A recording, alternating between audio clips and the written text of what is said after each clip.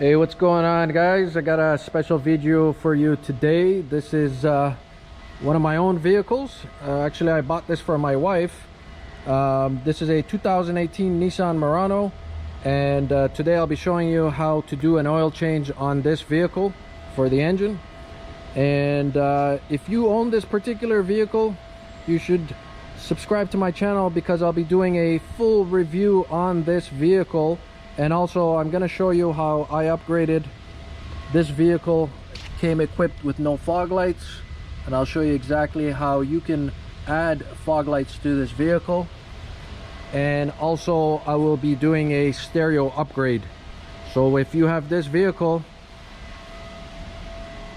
you'll get a lot of helpful information from this channel. 2018 Nissan Murano. Today we're going to do an oil change on this vehicle.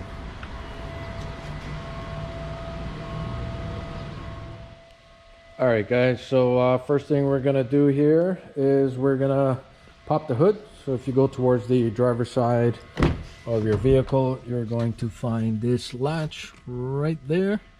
Just pull on that to open the hood. As soon as the hood is opened or unlocked, there is a yellow release tab here that you'll pull towards the left side, and then you allow the hood to open up. Okay, and just to allow us to drain the oil a little bit faster, first thing you want to do is just unlock the oil cap there. You can just leave it there, or you can just remove it completely, put it off to the side. Now the oil drain pan on this is towards the passenger side, and so is the filter. So first thing we're going to do is we're going to raise and support the vehicle, and I'm also going to turn the passenger wheel there towards the right side. That way it will give us access to the plastic cover. That way we don't have to remove the wheel. If you do remove the wheel, it'll just give you a lot more space, but we're going to attempt to do this without removing the passenger wheel. And the main reason for that is because I'm sure most of you guys don't have a torque ratchet to apply the correct torque to these wheels, which is approximately 88 to 90 foot-pounds. 100 is acceptable also. So we're going to try to attempt to do this today without removing that wheel. Okay, guys, as you can see, we got the vehicle raised and supported. And we also have the wheel turned towards the right, because our main objective here is to first remove this splash guard, and it consists of a few clips. One of them is right here. Just get a flathead screwdriver and just pry that slowly. These tend to break, so just be very patient and careful, and that way you don't have to buy any extra ones to replace them. Just wiggle them back and forth like that until they come out. And there's one more here in the corner, just like that, and then we'll remove this splash guard. All right, guys, so as you can see, we got the splash guard out of the way, and there was 4 plastic clips, and now we have full access to the engine oil filter right there. Now there is one more splash guard at the bottom of this vehicle, and I'm going to show you how to remove that. Alright, guys, so there is another guard under the vehicle. You don't have to remove it completely, but I just wanted to show you on this 18 Murano, probably the worst design push clips I've ever seen in my life. So these are the ones that are holding the splash guard under the vehicle, and these are the ones that's holding the splash guard on the side.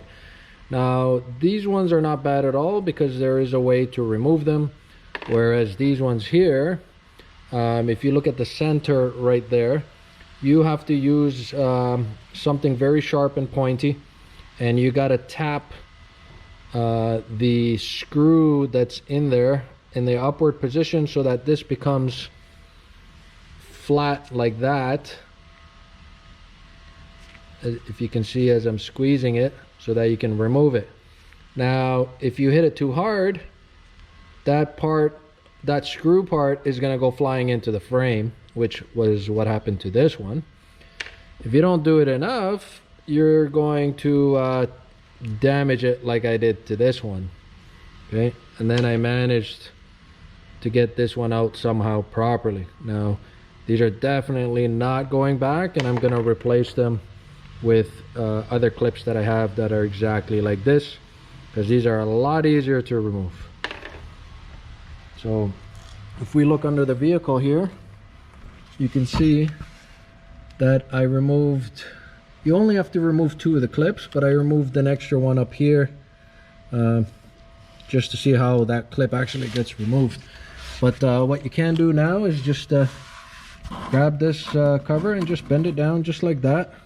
You're not going to damage it or cause any issues, because we will be putting it back up. And now we got exposure to the engine oil pan and also the drain plug, which is right here, and that's a 14mm socket. So what we're going to do is we're going to loosen up that drain bolt and put our pan on the floor here underneath it. Alright guys, so we're going to use our socket and we're going to crack the drain bolt loose like that. It's not on very tight. We're going to put our bucket right underneath there, and then we're going to remove this bolt by hand.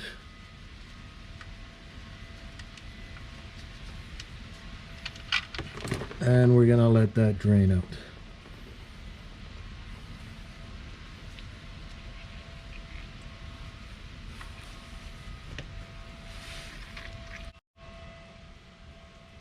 Alright guys, so while we're waiting for the oil to drain, I just wanted to show you the engine oil filter, and that is the Nissan part number right there. And depending on which part of the country you live in, this is about $8 at the dealership, so not so expensive for a dealer oil filter. And if your car is fairly new, I strongly suggest you try to stay as original OEM as possible with this vehicle. I know the Fram filters are probably around the same price, so what I did is I just went out and I bought about 4 or 5 of them, and I just left them in the vehicle. One other thing you should do also is purchase the O-rings for them too, the crush washers. And while you're waiting for the oil to drain there, you can go ahead and replace this washer on the drain bolt. And this is the one off the old one. Just remove that. And just so you know that there is 2 different sides to this crush washer. There is one that has an indent like that. You see this indent right here? And also a flat side, a side that has no indents. So you want the flat side to be towards the oil pan. So you just get this washer and you can even thread it on like that. Get it as far as possible, and then just push it down, and then the flat side will go towards the oil pan. So while we're waiting for the oil to drain from the pan, I'm just going to show you quickly what we got to do for the oil filter. Alright guys, so we're back here towards the oil filter, and the only thing that I didn't like about this design, again, this is the first Murano I'm doing an oil change on, but as you can see there, right below the oil filter, we got the frame and some what looks to be AC lines maybe. But anyways, when we remove this oil filter, we're gonna get oil all over the frame here. And if you got brake cleaner, it's not a big deal. You can clean that off, and if you got some an air hose or something like that, you can definitely clean that up. But we're gonna try not to make a mess at all. So what I did is I just grabbed a small piece of cardboard like that, and I folded it. And what I'm gonna do is I'm just gonna set it right underneath the oil filter there, so that it's still centered towards our drain pan. And what we're going to do is we're going to remove the oil filter, and whatever excess oil that comes out of the filter there, we can direct it so that it goes straight into our drain pan that's sitting underneath, and it's still, as you can see, allowing the engine oil pan to drain. So what I'm going to show you right now by removing this.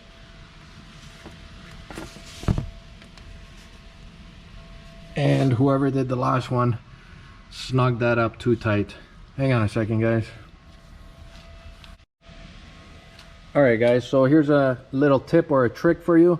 If you ever have these Nissan Muranos, which I believe use a 7317 oil filter, which is the exact oil filters that the Hondas use, what you can do if you have a very tight oil filter is to use your Toyota oil filter wrench. Believe it or not, the intersection of this wrench is the exact size for these oil filters. So as you can see, it's nice and snug on there, and then this will give us enough leverage to remove that oil filter.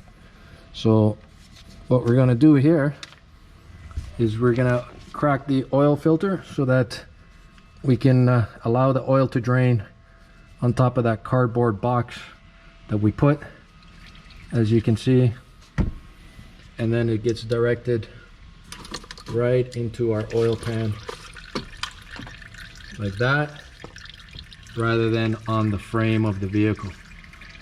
Just a little tip, just to keep your vehicle a little bit cleaner. So we continue here to remove the oil filter.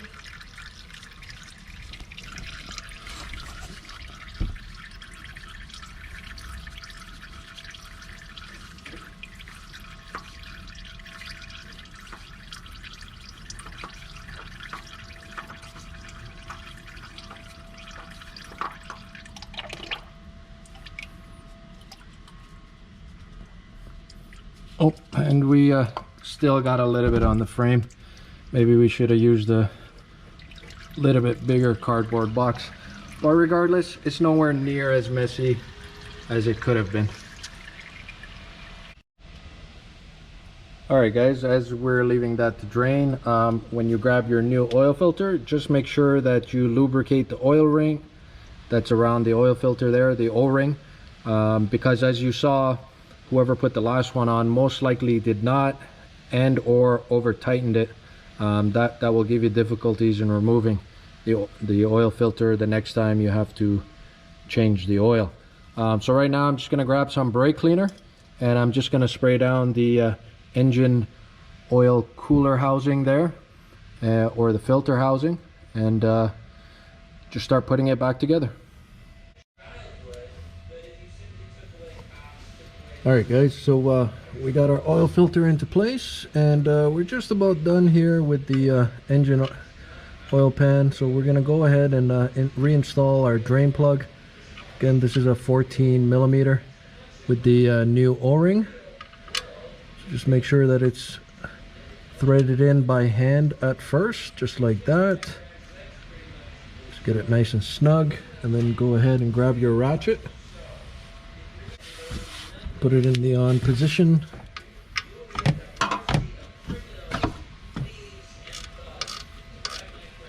This doesn't have to be very tight. Just make sure that the crush washer is doing its job. Once you got it kind of snug, you can move your oil pan out of the way and just snug it down. Just like that. Okay, and should always have a rag handy. Go ahead and wipe off any excess oil and anything that may be on the frame here. And we're gonna go ahead and reinstall our lower engine cover right there. Alright guys, as you can see, we got the splash guard back into place with the new clips, and the oil drain pan there. Okay, and once again, You don't have to lift this vehicle up that high. As you can see, the tire is still touching the ground. You just want to give yourself a little bit more clearance, that's all. Alright guys, so next thing you want to do is remove your safety stand and your jack there. And we're going to go ahead and start adding oil here. This vehicle is recommended 0W20 synthetic oil. 0W20. You will need 5.1 quarts or 4.8 liters of 020 synthetic. Alright guys, so once you got your oil level topped off, I just want to show you a sticker that's on this vehicle. Not sure if you'll be able to read that, but it says never pull out oil level gauge while filling engine oil. Your oil level gauge is that yellow handle right here. This is just to check the oil level. I'm not exactly sure why, but for some reason that's what it's telling you.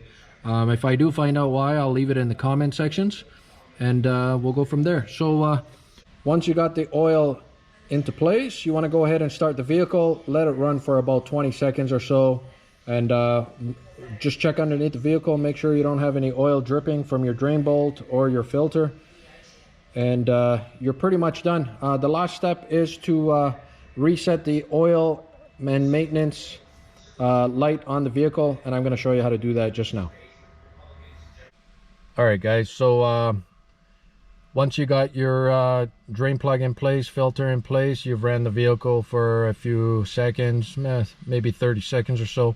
Next thing you want to do is reset your oil and maintenance reminder on the vehicle, and I'm going to show you right now how to do that. So basically you just get power to the system by pressing the start button right there. The first time you push it, that'll just turn on your either your navigation or your radio system there. The second time, this is when you got power to the vehicle, and that is the sign right there: maintenance, oil and filter.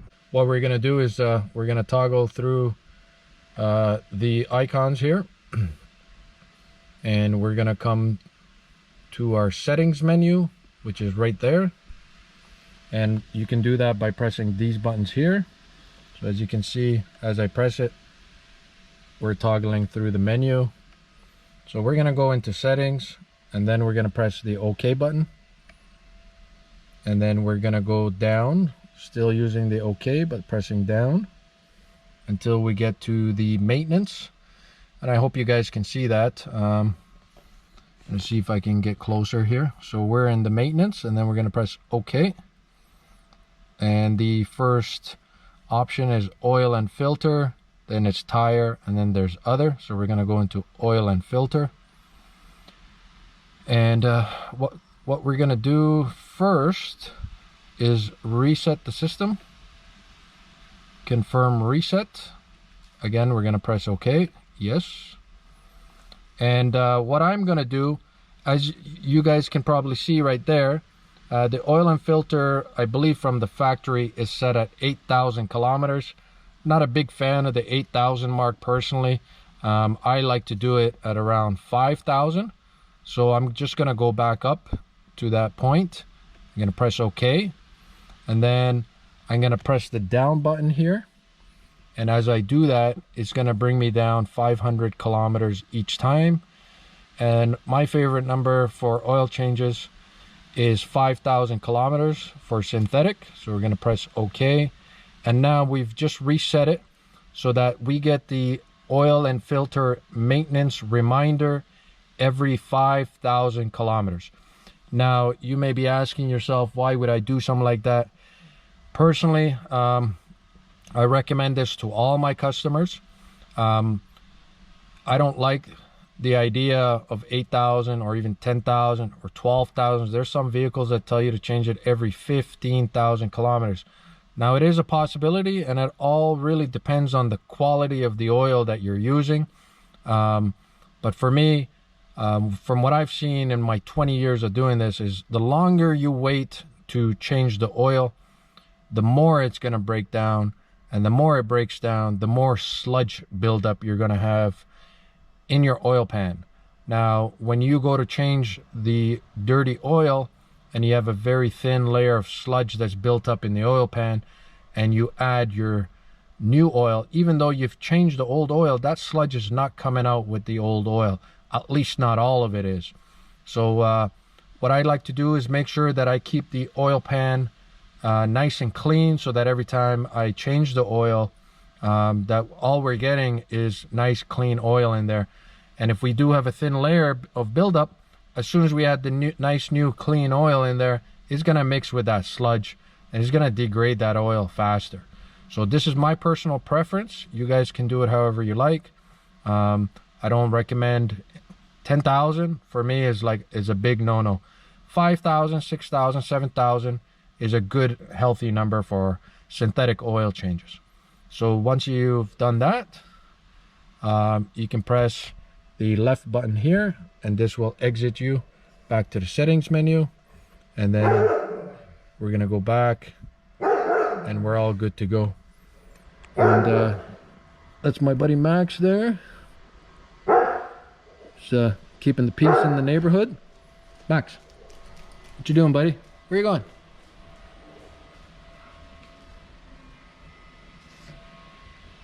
You good? Yeah, everything's good. Okay. Well, thank you guys for watching my video. I hope you found it helpful and informative. And if it was, please don't forget to like, share, and subscribe for more great videos like this. Once again, this is the 2018 Nissan Murano. Personally own this vehicle, so there'll be a lot of videos regarding this particular vehicle. My next video is going to be a LED headlight conversion. This is the base model Murano. It's not a Platinum or an SL or the SV. So this vehicle came with halogen headlights, but with LED daytime running lights. So what I'm going to do next in the next video is convert the halogens into LEDs. And I've already converted or added fog lights to this vehicle. And I added LED fog lights. So we're going to have a nice little mesh of LED running lights, daytime running lights, LED fog lights, and LED low beam headlights. And I'll show you guys exactly how that looks. Now the fog lights I've already done on this vehicle is very straightforward and simple. I'm just going to talk about how I did it and what you guys need to do. If you have the base model and it did not come with fog lights for this vehicle, it's very simple to do, and it only cost me approximately $120. And that was for the fog lights. And I'll get into detail in the next video. Thank you for watching again, and have a great day.